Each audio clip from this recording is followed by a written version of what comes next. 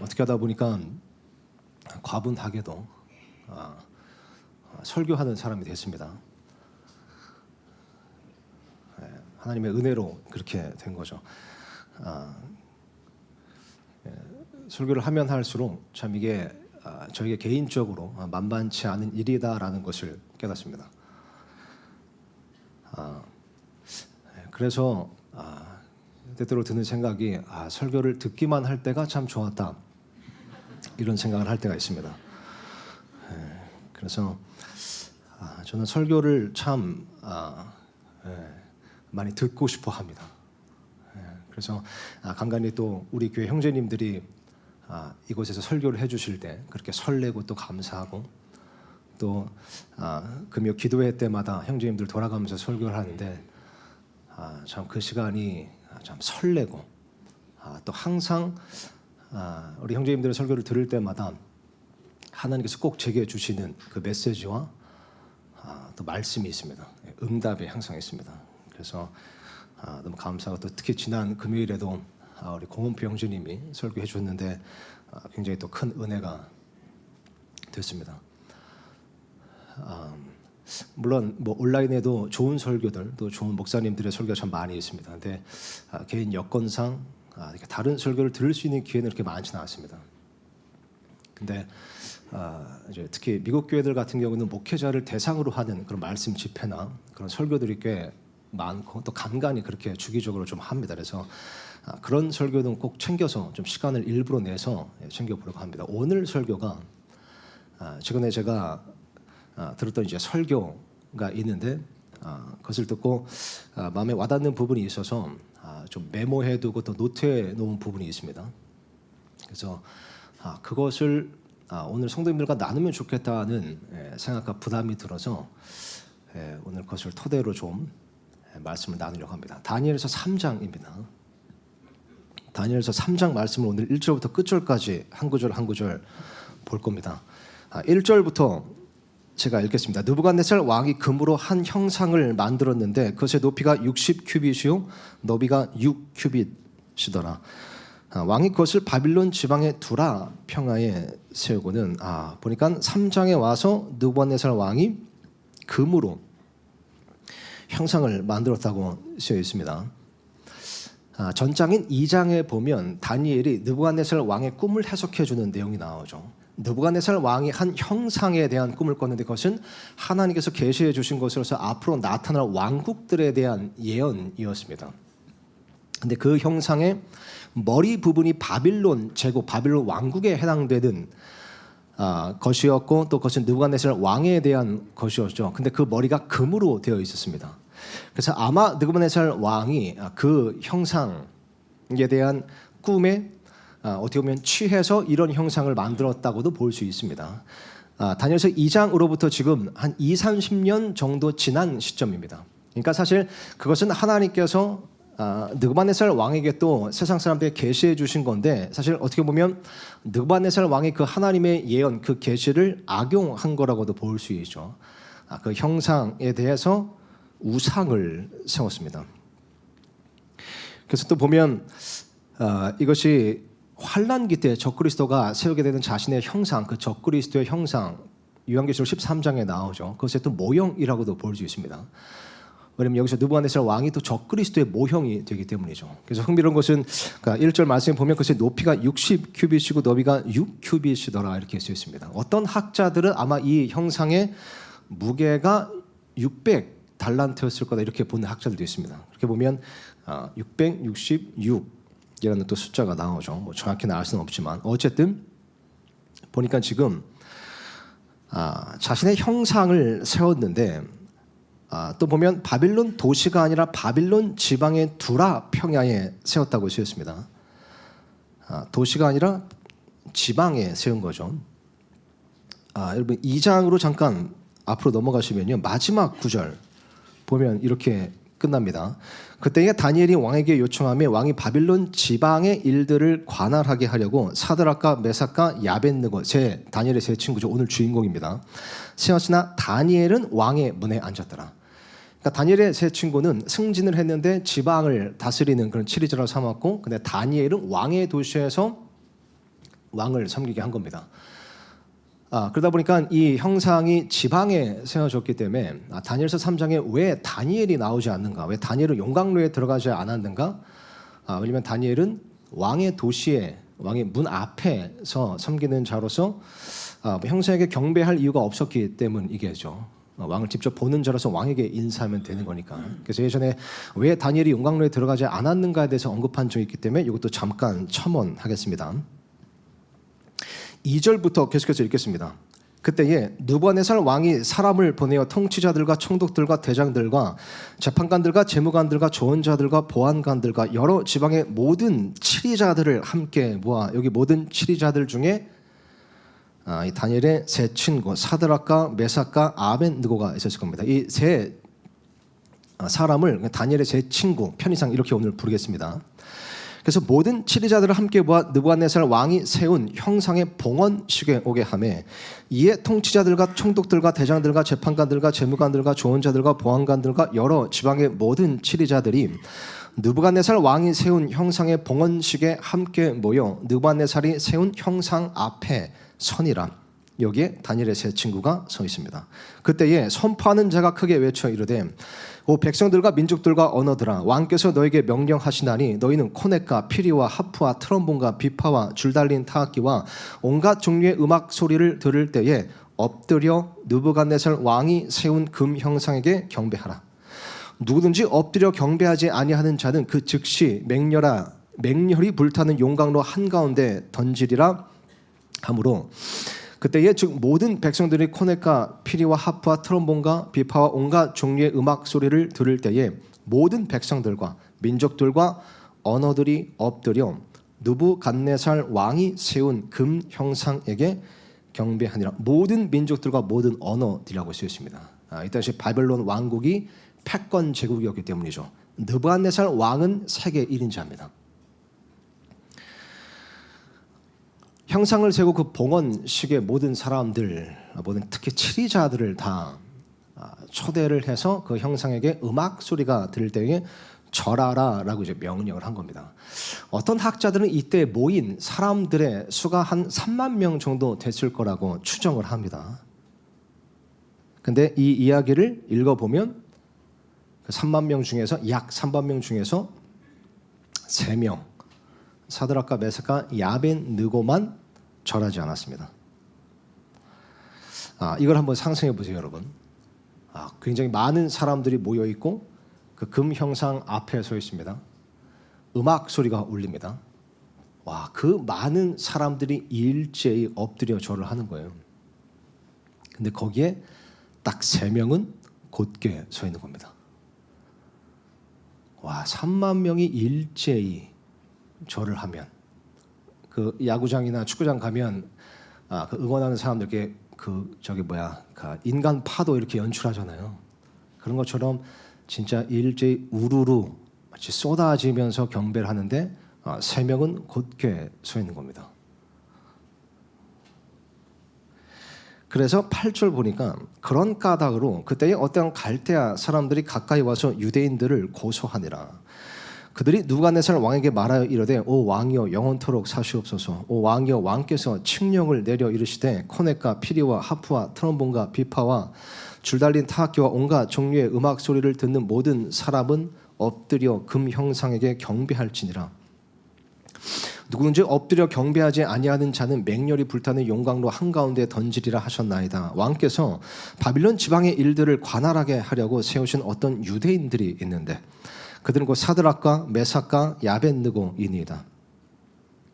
오 왕이여 이 사람들이 왕을 중히 여기지 아니하였으며 그들이 왕의 신들을 섬기지 아니하고 왕께서 세우신 금 형상에게 경배하지 아니하나이다 하니라. 그러니까 딱 3명만 경배하지 않고 곧게 서 있는 모습인 겁니다. 그걸 누가 봤죠? 그래서 고소를 했습니다. 왜 이 세 사람은 절하지 않았을까요? 왜냐하면 이들은 하나님의 말씀을 알았고 또 하나님의 말씀을 자신들의 인생의 최종 권위로 삼았기 때문입니다. 하나님의 말씀을 최종 잣대로 삼았습니다. 인생에. 왜냐하면 하나님의 말씀 보면 이런 말씀이 있기 때문이죠. 이 말씀을 이 세 사람은 잘 알고 있었습니다. 예, 이거 좀 다시 클릭해 주세요. 출애굽기 20장 3절 보면 너는 내 앞에 다른 신들을 두지 말라.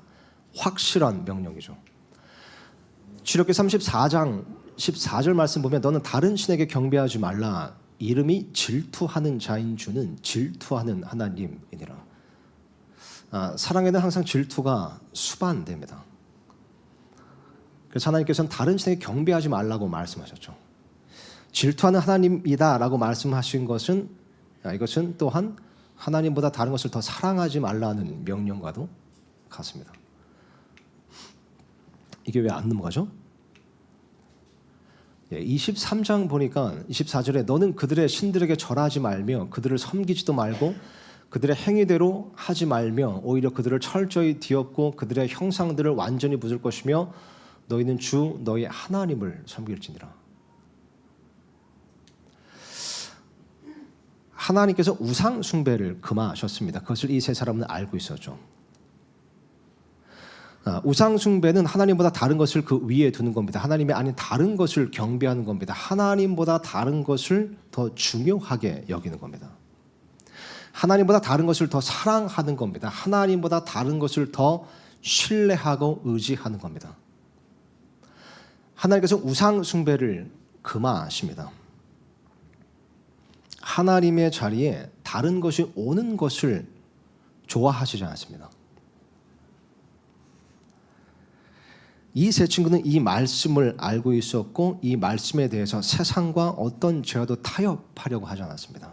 그래서 금 형상에게 경배하지 않을 겁니다. 이 세 친구에게 두려움이 없었을까요? 적어도 저는 이 사람들에게 인간적인 두려움이 당연히 있을 거라고 생각합니다. 적어도 세 가지 두려움이 있었을 겁니다. 첫 번째는 또래 압박에 대한 두려움이죠. 피어 프레셔라고도 합니다. 그것에 대한 부담과 압박이 분명히 있었을 겁니다.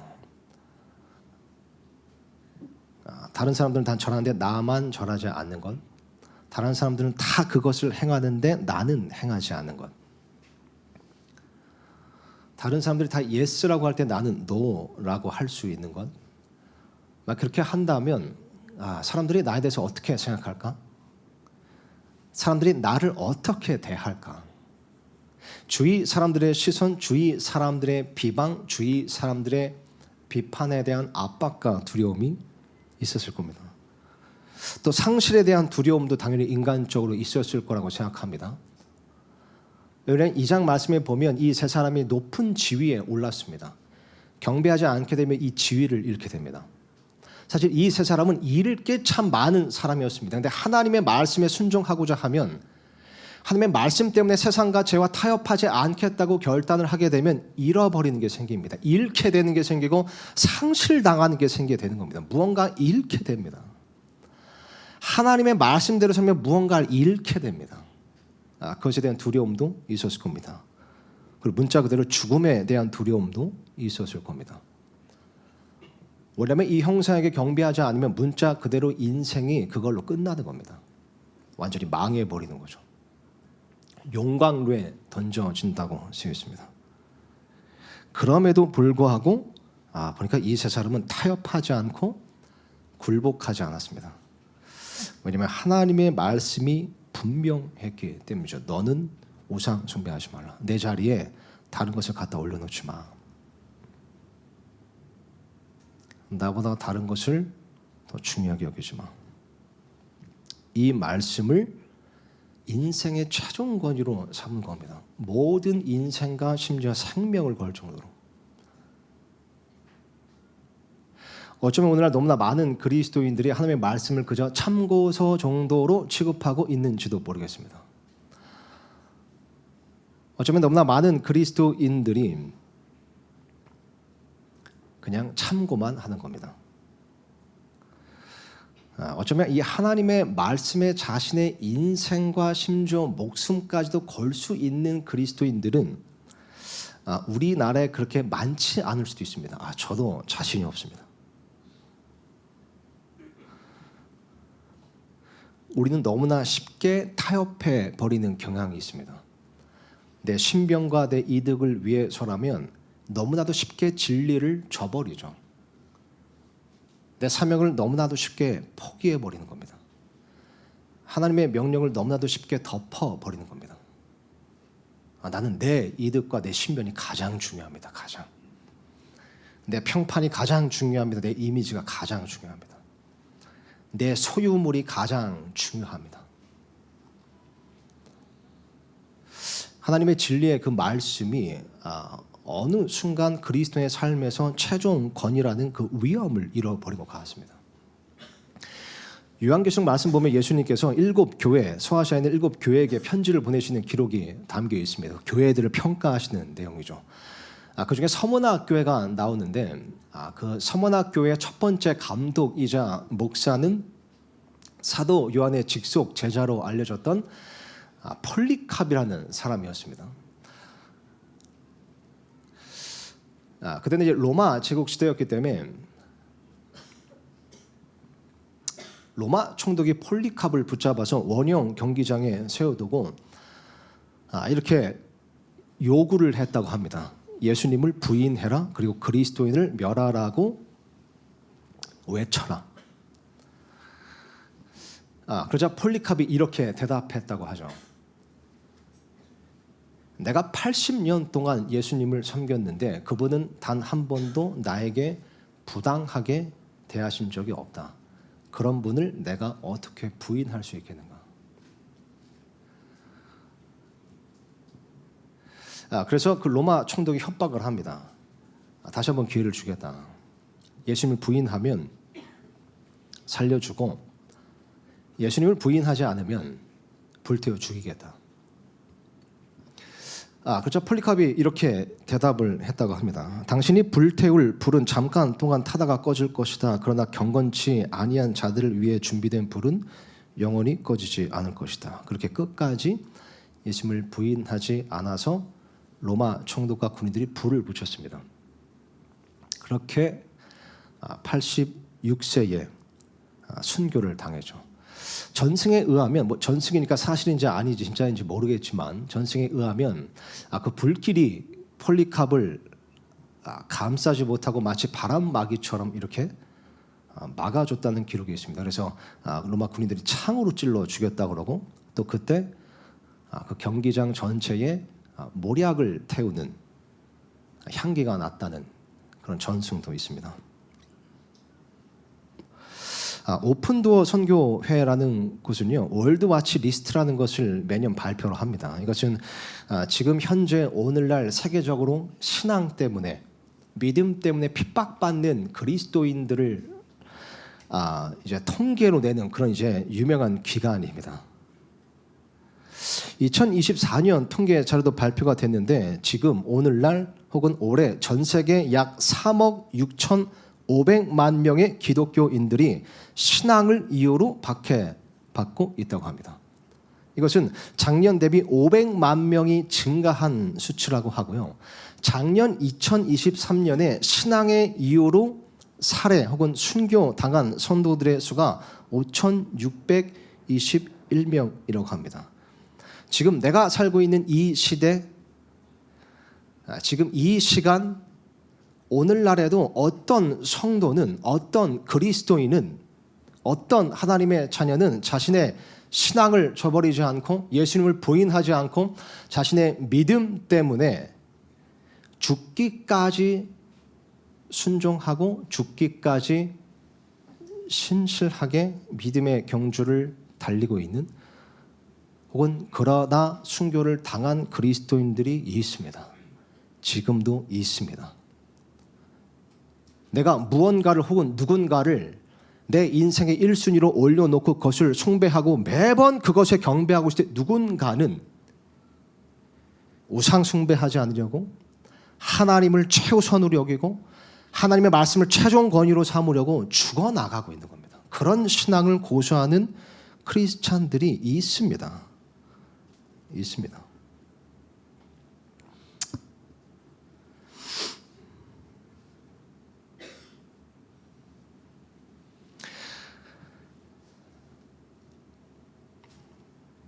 계속해서 읽겠습니다. 13절입니다. 그때에 느부갓네살이 격노하고 분노하여 사드락과 메삭과 아벳느고를 데려오라고 명령하니 이에 그들이 이 사람들을 왕 앞으로 데려오므로 느부갓네살이 그들에게 말하여 이르되 오 사드락과 메삭과 아벳느고야 너희가 내 신들을 섬기지 아니하고 내가 세운 금 형상에게 경배하지 아니한다는 것이 사실이냐. 이제라도 너희가 예비하였다가 코넷과 피리와 하프와 트럼본과 비파와 줄 달린 타악기와 온갖 종류의 음악 소리를 들을 때에 엎드려 내가 만든 형상에게 경배하면 좋으나 지금 한 번 더 기회를 주겠다는 거죠. 우리의 믿음은 때때로 유혹을 받기도 합니다. 한 번 더 생각해봐. 한 번 더. 충동적으로 그렇게 하지 말고 한 번 더 생각해봐. 진짜 하나님이 그렇게 말씀하셨느냐? 진짜 너가 그걸 하면 혹은 그걸 하지 않으면 신앙의 이유로 그렇게 하면 정말 너가 괜찮을 것 같아? 다시 한 번만 생각해봐. 다시 한 번만. 때때로 우리의 믿음은 유혹을 받기도 합니다. 계속해서 읽겠습니다. 만일 너희가 경배하지 아니하면 너희를 그 즉시 맹렬히 불타는 용광로 한가운데 던져 넣으리니 너희를 내 손에서 구출할 그 신이 누구이겠느냐. 그 신이라고 얘기한 거 보니까 지금 이 세 사람이 자신이 섬기는 신 그 하나님 때문에 이렇게 우상 숭배를 하지 않았다는 것을 지금 알고 있습니다. 근데 지금 표현하기를 그 신이 내 손에서 구출할 수 있겠느냐. 자신감이 있죠. 세계 1인자이기 때문입니다. 이 사람은 사실 못할 게 없는 사람입니다. 세상을 지배하는 사람이었습니다. 이런 내 손에서 너희의 신이 구출할 수 있겠느냐. 16절 보니까 이렇게 쓰였습니다. 사드락과 메삭과 아벳느고가 왕에게 대답하여 이르되 오 느부갓네살이여 우리가 이 일에 대해 왕께 대답하기를 염려하지 아니하나이다. 이미 보니까 마음에 확정을 했습니다. 그러니까 뭐 기도할 것도 없고 이것은 생각해 볼 것도 없습니다. 이 말이죠. 그냥 우리 마음에 이미 작정한 대로 우리는 하겠습니다. 사실 보면 이 세 사람 다니엘 포함해서 이 사람들의 믿음이 참 이런 믿음이었습니다. 다니엘서 1장 말씀 보면 왕의 음식을 먹지 않는 일에 대해서 다니엘과 그 세 친구들에 대해서 어떻게 기록되어 있냐면 그들이 거기 이제 다니엘이라고 나와 있는데 사실 세 친구가 포함되는 거죠. 다니엘이 왕의 음식을 먹지 않기로 마음속으로 작정했다고 있었습니다. 그게 다니엘의 신앙이고 다니엘과 함께한 세 친구의 신앙의 색깔이었습니다. 마음속으로 어느 순간 작정한 겁니다. 나는 하나님의 말씀대로 살겠노라. 하나님 말씀을 최종 권위로 삼겠노라. 어떤 일이 있어도 내가 하나님만 섬기겠노라 작정을 한 겁니다. 그래서 이렇게 담대하게 또 명확하게 대답을 합니다. 17절 보니까요. 다음 구절입니다. 오 왕이여 일이 그리 될지라도 우리가 섬기는 우리 하나님께서 맹렬히 불타는 용광로에서 우리를 구출하실 수 있으며 그분께서 왕의 손에서 우리를 구출하시리다. 하나님은 나를 무언가로부터도 구출하실 수 있고 누군가로부터도 구출하실 수 있는 분이시라는 거죠.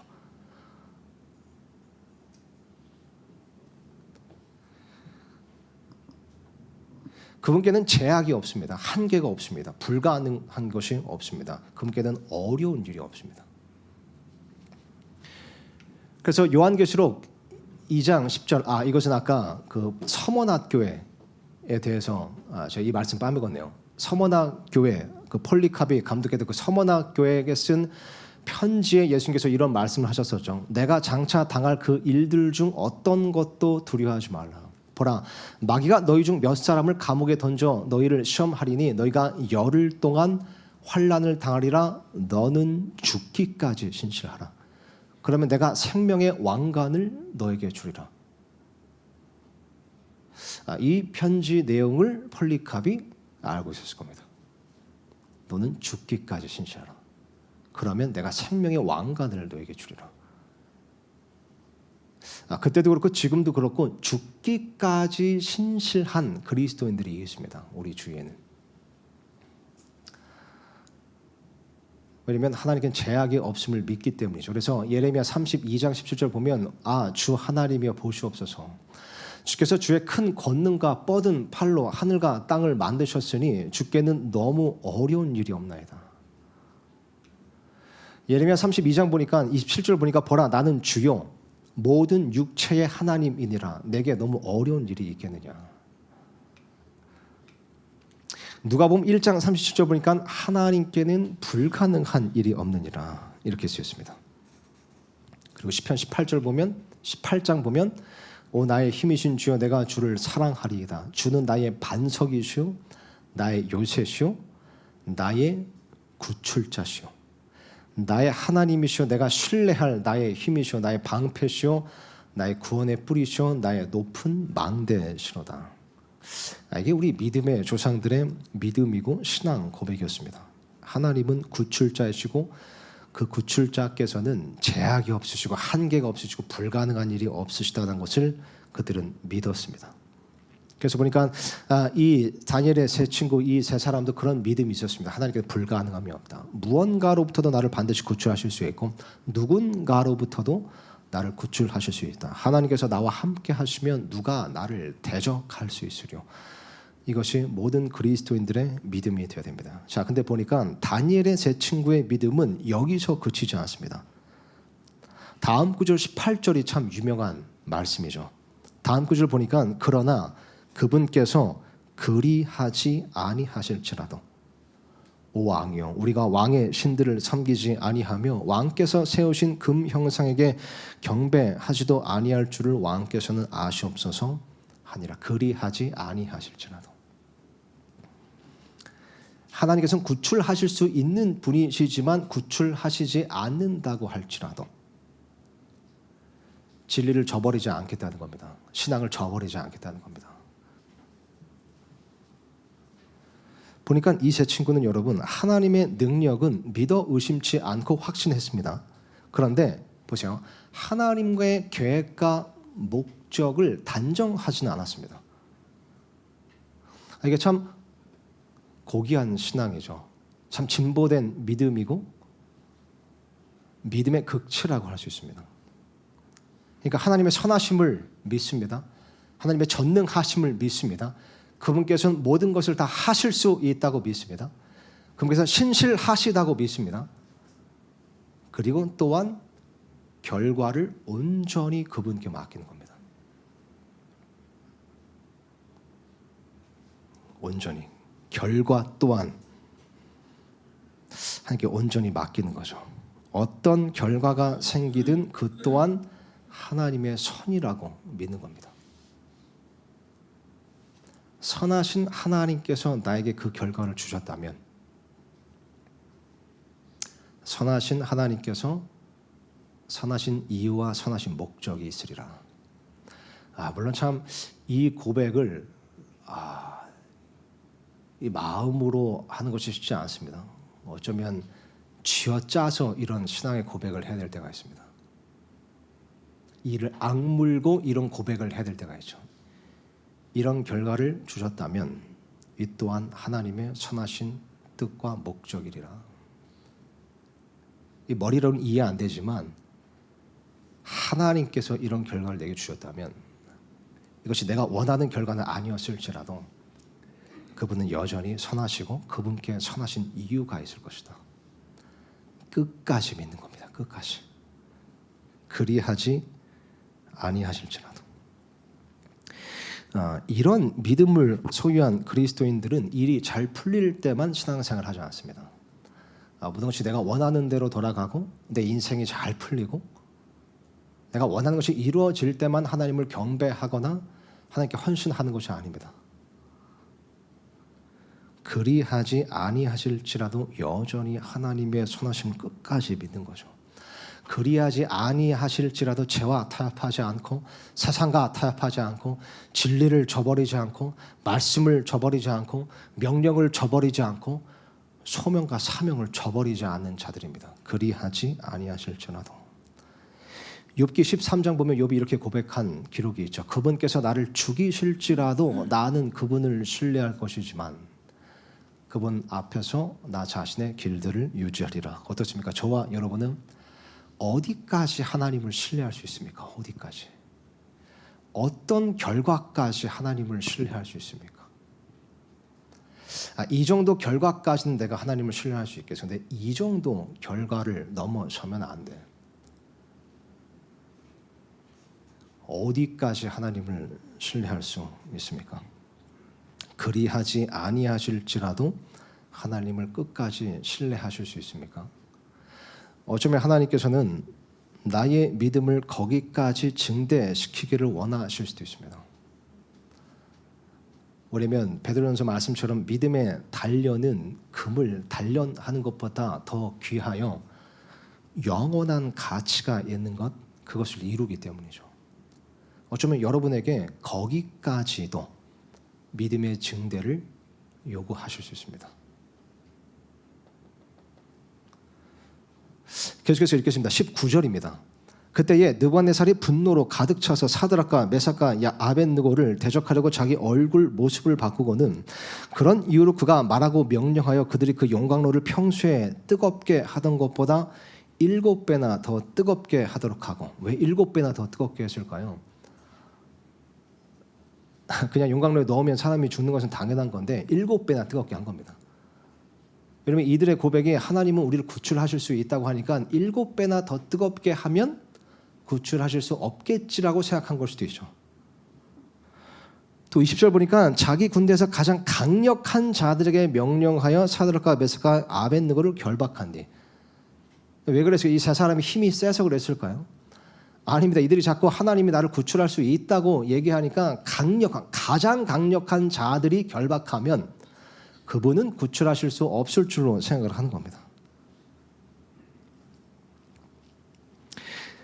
결박한 뒤 맹렬히 불타는 용광로 한가운데로 그들을 던져 넣게 하니 21절입니다. 이에 이 사람들이 겉옷과 속바지와 모자와 다른 옷들을 입은 채 결박되어 맹렬히 불타는 용광로 한가운데로 던져졌더라. 옷을 입고 용광로에 던져졌다는 것까지도 기록을 합니다. 이것도 염두에 두시고요. 그러니까 7배나 뜨겁게 했습니다. 가장 강력한 자들이 결박해죠. 그러니까 이것은 마치 인간적으로 볼 때 아무 희망도 이제는 보이지 않는 상황이 된 겁니다. 상황이 더 악화됐습니다. 어쩌면 상황이 7배나 더 악화됐다고도 볼 수 있습니다. 구출받으리라는 희망이 완전히 사라진 것처럼 보입니다. 이 가장 강력한 자들의 결박을 어떻게 풀겠습니까? 7배나 뜨거운 용광로에서 어떻게 살아남을 수 있겠습니까? 22절입니다. 다음 구절입니다. 왕의 명령이 긴급하고 용광로가 심히 뜨거웠으므로 그런 까닭에 불꽃이 사드락과 메삭과 아벳느고를 붙든 자들을 죽였고 이 세 사람 곧 사드락과 메삭과 아벳느고는 결박된 채 맹렬히 불타는 용광로 한가운데에 떨어졌더라. 그때에 느부갓네살 왕이 심히 놀라서 급히 일어나 자기 좋은 자들에게 말하여 이르되 우리가 세 사람을 결박하여 불 가운데로 던지지 아니하느냐 하니 그들이 왕에게 대답하여 이르되 오 왕이여 그러하니이다 하매 그가 응답하여 이르되 보라 내가 보니 결박이 풀린 네 사람이 불 가운데서 걷고 있는데 그들이 아무 해도 입지 아니하였고 그 넷째 형체는 하나님의 아들과 같도다 하더라. 이 용광로 사건에 대해서 오늘 두 가지 좀 중점적으로 생각해 보겠습니다. 첫 번째는 보니까 용광로의 불이 태우는 것과 태우지 못하는 것이 있습니다. 여러분 성경에서 고난과 시련과 혹은 하나님의 시험은 종종 용광로의 불에 비유됩니다. 그래서 용광로의 불이 금을 재련하고 단련하는 것이 성도의 고난과 시련이라고 성경에 기록되어 있죠. 그것과 마찬가지라고 쓰여 있습니다. 그러니까 하나님께서는 마치 우리를 금처럼 여기시고 불같은 시련으로 우리를 재련하시고 단련하시는 일을 하시는 겁니다. 그래서 욥기 23장 보니까 그러나 내가 가는 길을 그분께서 아시나니 그분께서 나를 단련하신 뒤에는 내가 금같이 나오리라. 이사야서 48장 10절 보면 보라 내가 너를 정련하되 은을 정련하듯 정련하지 아니하고 너를 고난의 용광로 속에서 택하노라. 베드로전서 4장 말씀 보니까 사랑하는 자들아 너희를 단련하려고 오는 불같은 시련에 관하여는 마치 이상한 어떤 일이 너에게 일어난 것 같이 이상히 여기지 말고 오히려 너희가 그리스도의 고난에 참여하는 자가 되었으므로 기뻐하라. 이것은 그분의 영광이 드러날 때에 너희가 넘치는 기쁨으로 또한 즐거워하게 하려 함이니라. 요한계시록 3장 말씀 보면 17절에 이는 너가 이르기를 나는 부자하며 재산을 불렸으므로 아무것도 부족한 것이 없다 하면서 너의 비참한 것과 가련한 것과 가난한 것과 눈먼 것과 벌거벗은 것을 알지 못하기 때문이라. 예수님께서 지금 책망하시는 거죠. 그런데 18절에 내가 너에게 권고하노니 너는 내게서 불로 정제한 금을 사서 부유한 자가 되고 흰옷을 사서 입어 너의 벌거벗은 수치를 드러내지 말며 너의 눈에 안약을 발라서 볼지니라. 그러니까 하나님께서 요구하시는 것은 불로 정제한 금입니다. 불로 정제한 금을 우리 안에서 요구하십니다. 불로 정제한 금. 잠언 17장 말씀 보면 도가니는 은을 용광로는 금을 재련하나 주께서는 마음을 단련하시느니라. 여러분 금의 재련 과정에 대해서 들어보셨을 겁니다. 제가 띄어놨는데요. 금을 어떻게 재련하는가, 어떻게 금의 불순물들을 제거하는가, 어떻게 순금을 만들어내는가. 첫 번째로 광석 조각들을 고온의 용광로에 넣어서 가열합니다. 그래서 금과 함께 있는 다른 불순물들을 분리하죠. 이게 용광로의 역할입니다. 두 번째로 무거운 금은 그렇게 되면 가라앉고 금 속에 포함된 불순물들이 산화되면서 표면에 찌꺼기로 떠오르게 되는 겁니다. 그것을 슬래그라고 부르는데 재련사는 이 슬래그를 걷어내서 금을 더욱 순수하게 만드는 겁니다. 보세요. 보니까 용광로의 금은 다시 용광로의 불은 금을 태우지는 못합니다. 용광로의 불은 금이 아닌 모든 것을 제거합니다. 용광로의 불은 금 자체를 파괴하거나 해칠 수는 없습니다. 그런데 모든 금이 아닌 모든 것을 제거합니다.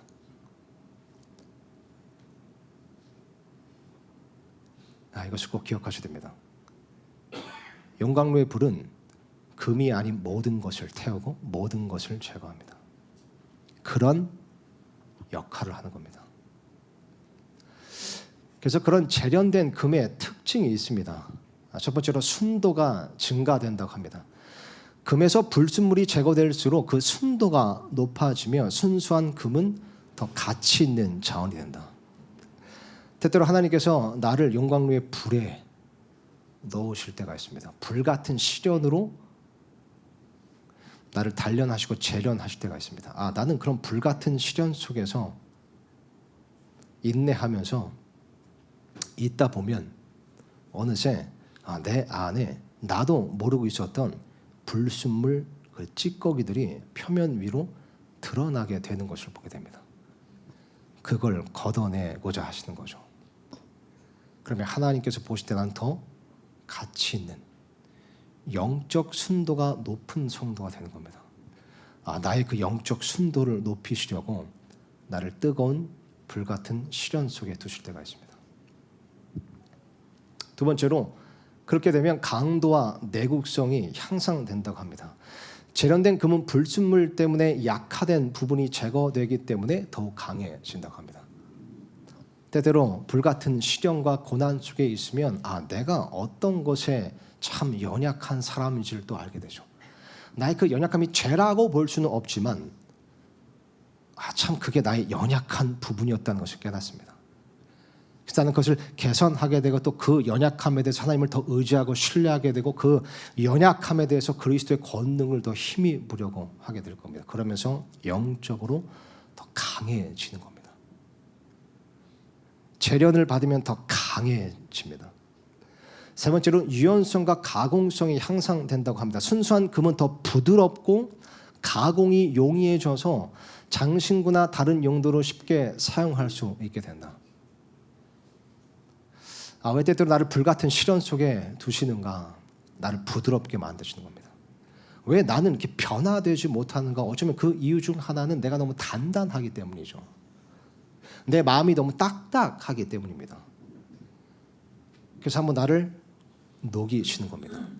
부드럽게 하시는 거죠. 마음을 부드럽게 하시는 겁니다. 그래서 하나님의 형상으로 다시 빚으시는 거죠. 그분께서 원하시는 형상 나를 다시 빚고자 하시는 겁니다. 아주 딱딱하고 완고하게 굳어진 나의 성질, 어떤 성격 같은 게 있다면 그런 시련을 통해서 부드럽게 만드시고 다시 빚으시는 겁니다. 때때로 그래서 나를 불같은 시련 속에 두실 때가 있습니다. 나를 녹이실 때가 있습니다. 나를 부드럽게 만드실 때가 있습니다. 그래서 보면 참 우리 가운데서 고난을 당하는 성도님들 보면 참 부드러운 분들이 많죠. 원래 그렇지 않았는데 부드럽게 되는 경우도 있습니다. 특히 어떤 부분에 있어서 그런 역할을 용광로에 불이 합니다. 또 보면 광채와 아름다움을 향상시킵니다. 재련된 금은 그 광채가 매우 밝고 시각적으로도 큰 아름다움을 갖게 된다. 불순물이 있을 때 금은 그 자체로 빛을 발하지 못하고 탁하게 보이지만 정제된 후에는 순수한 황금빛을 발산하게 된다. 그래서 우리 중에 그런 불같은 고난, 시련을 통과한 성도님들을 보면 하나님의 영광과 예수님의 형상을 반사하는 분들이 있습니다. 그냥 그분들은 존재만으로도 빛이 납니다. 누구도 그분에게 직접 그렇게 말한 적은 없을지 몰라도 여러분 아셔야 됩니다. 고난을 통과하는 성도님들 보면요, 빛이 납니다. 빛이. 도전이 되고 그 자체로 그분들이 그냥 그렇게 계속해서 신실하게 신앙심을 유지하고 믿음의 경주를 포기하지 않는 그 간증, 그 모습 자체가 지켜보는 지체들에게 빛이 되고 도전이 되고 은혜가 되는 겁니다. 그런 성도들이 있습니다. 그 성도들은 불순물이 제거되어 빛을 발하는 상태가 된 겁니다. 더욱더 밝은 빛, 아름다운 빛을 빛내는 거죠. 이런 이유들로 하나님께서 나를 용광로의 불에 넣으실 때가 있습니다. 그러나 용광로의 불이 태우는 것은 금이 아닌 뭐든지 금이 아닌 것들입니다. 뭐든지 나를 태우지 못합니다. 나를 파괴하지, 나를 해치지 못합니다. 금이 아닌 것을 태우고 제거할 겁니다. 진짜 믿음이 아닌 것을 태울 겁니다. 진짜 참된 신앙이 아닌 것을 태울 겁니다. 어쩌면 내가 하나님보다 더 신뢰했던 것을 태울 수도 있습니다. 그것은 진짜 믿은 참된 신앙이 아니기 때문이죠. 내가 하나님보다 더 의지했던 것을 태울 수도 있습니다. 혹은 내가 하나님보다 더 사랑하고 하나님보다 더 의지하고 하나님보다 더 애착했던 어떤 사람과의 관계를 태울 수도 있습니다. 그 사람과의 관계를 끊으신다는 얘기라기보다 그 집착과 애착을 태우시는 거죠. 하나님만 바라보게 하시는. 어쩌면 우리 중에는 나의 모든 일들, 나의 모든 마음, 모든 생각들을 어떤 사람에게는 다 털어놓는데 하나님께는 가져가지 않는 사람이 있을 수도 있습니다. 그렇다면 그 관계가 그런 것일 수 있습니다. 용광로의 불에서 태워져야 하는 것.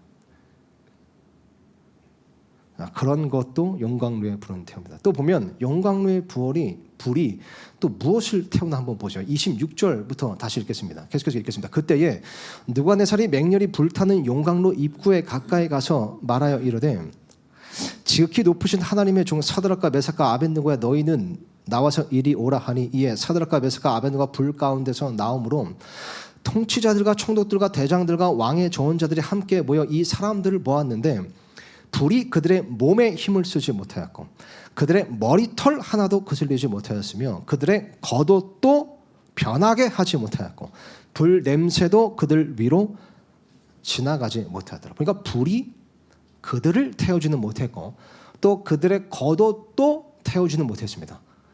그러니까 불은, 용광로의 불은 나에게 필요한 것은 태우지 않았습니다. 그게 하나님의 시련과 고난 역할이죠. 금이 아닌 모든 것을 태웁니다. 금 자체는 파괴하지 못합니다. 또 나에게 꼭 필요한 것은 태우지 못합니다. 그런데 무엇을 불태웠나 보세요. 22절 다시 보겠습니다.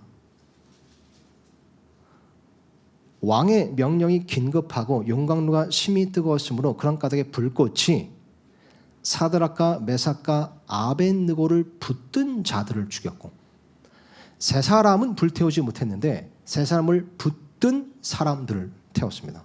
또 25절 보니까 이렇게 써 있습니다. 그가 응답하여 이르되 보라 내가 보니 결박이 풀린 네 사람이 불 가운데서 걷고 있는데, 보니까 이 용광로의 불이 세 사람은 불태우지 못했는데 세 사람을 결박하고 있던 끈을 불태웠습니다. 세 사람을 결박하고 있는 사람을 불태웠고 결박하고 있는 그 끈을 불태웠습니다. 이게 용광로의 불이 불태우는 것들 중 하나입니다. 나를 결박하고 있는 것을 불태웁니다. 내가 하나님께서 허락하신 고난과 시련의 그런 용광로 불 가운데 있을 때 나를 결박하고 있는 것이 불태워집니다. 나를 결박하고 있는 것. 내가 예수님의 형상을 더 닮아가는데 방해하는 혹은 막고 있는 그런 결박된 것, 하나님의 형상을 닮지 못하도록 나를 결박하고 있는 것, 내가 예수님을 위해 무언가 더 할 수 있는 게 있는데 그걸 못하도록 나를 결박하고 있는 것, 내가 하나님의 그 말씀을 순종해야 되고 순종할 수 있는데 그걸 못하도록 나를 결박하고 있는 것, 내가 하나님의 말씀을 듣지 못하게 또 하나님의 말씀을 받아들이지 못하게 나를 결박하고 있는 그것을 불태우는 역할을 합니다. 이걸 한번 생각해 보세요. 그런 것들을 불태울 겁니다. 그런 것들을 나를 결박하고 있는 것, 영적으로 결박하고 있는 것. 용광로의 불은 보니까 하나님의 용광로의 불은 나를 파괴하거나 태우지 못해요. 혹은 내게 꼭 필요한 것을 태우지 못합니다. 그러나 금이 아닌 혹은 참된 신앙, 참된 믿음이 아닌 모든 것을 태우는 목적을 가지고 있습니다. 목적을. 이 용광로 사건에서 한 가지만 더 생각해보고 마치겠습니다. 25절 다시 읽어보니까 느부갓네살 왕이 이렇게 말하죠. 그가 응답하여 이르되 보라 내가 보니 결박이 풀린 네 사람이 불 가운데서 걷고 있는데 그들이 아무 해도 입지 아니하였고 그 넷째의 형체는 하나님의 아들과 같도다. 참으로 그 존재는 하나님의 아들이었습니다. 이것을 구약시대 예수님의 현현한 모습이라고 하죠. 보니까 이 영광로의 불 가운데 예수님께서 그 하나님의 아들께서 함께 계셨습니다. 이게 하나님의 영광로의 불의 특징 중 하나입니다. 내가 하나님의 영광로의 불 가운데 있으면 결코 나 혼자 있게 허락하시지 않습니다. 그분께서 함께 계시는 겁니다. 내가 이렇게 시험을 당하고 시련을 당하고 고난을 당할 때 하나님은 어디 계십니까? 그 고난 가운데 영광로 가운데 나와 함께 계시는 겁니다. 나와 함께. 여러분 이사야서 말씀 보니까 43절 다시 43장 말씀 잘 한번 봐주시기 바랍니다. 그러나 오 야곱아 너를 창조하신 주께서 이제 이같이 말씀하시니라. 오 이스라엘아 너를 지으신 분께서 말씀하시느니라. 이건 단지 야곱 이스라엘 민족에게만 주신 말씀이 아니라 그분의 것, 그분의 백성, 그분의 자녀, 그분께서 사신 그분의 것에 대한 약속이죠. 두려워하지 말라. 내가 너를 구속하였고 내가 너를 너의 이름으로 불렀나니 너는 내 것이니라. 너가 물 가운데로 지나갈 때에 내가 너와 함께하리라. 너가 강들을 건널 때에 강들이 너의 위로 넘쳐 흐르지 못할 것이며 너가 불 속을 걸어갈 때도 타지도 아니하고 불꽃이 너를 사르지도 못하리니. 왜 그렇죠? 그 불 가운데 그 물 가운데 하나님께서 그 예수님께서 나와 함께 하시기 때문입니다. 그래서 시편 기자는 91편에 이렇게 고백했습니다. 그가 사실 이것은 하나님께서 말씀하신 거죠. 그가 내게 사랑을 품었으니 그러므로 내가 그를 구출하리라. 그가 내 이름을 알았으므로 내가 그를 높이 세우리라. 그가 나를 부르리니 내가 그에게 응답하리라. 그가 고난 당할 때에 내가 그와 함께하여 그를 구출하고 그를 존귀하게 하리라. 시편 32편 보니까 주께서는 나의 은신처시니 주께서 고난에서 나를 보존하시며 구출의 노래들로 나를 애워싸시리이다 셀라. 시편 34편 보니까 의로운 자들이 부르짖음에 주께서 들으시고 그들의 모든 고난에서 그들을 구출하시는도다. 이렇게 쓰여 있습니다. 또 25절 다시 보니까 결박이 풀린 내 사람이 불 가운데서 걷고 있는데 이런 표현을 쓰죠. 마치 워킹, 산책하는 것처럼. 불같은 시련 가운데 있으신 성도님들은 혹은 있으셨던 분들은 다 공감하실 겁니다. 하나님의 용광로의 불 가운데서 그 어느 때보다 하나님과 친밀한 교제와 동행을 하게 되더라고요. 그 어느 때보다 하나님과 가장 가까워지는 것이 용광로 속입니다. 그 어느 때보다. 용광로의 불은 그런 목적과 그런 뜻을 가지고 있습니다. 28절 이제 마무리하겠습니다. 나머지 읽겠습니다. 이에 느부갓네살이 말하여 이르되 사드락과 메삭과 아벳느고의 하나님을 찬송할지어다.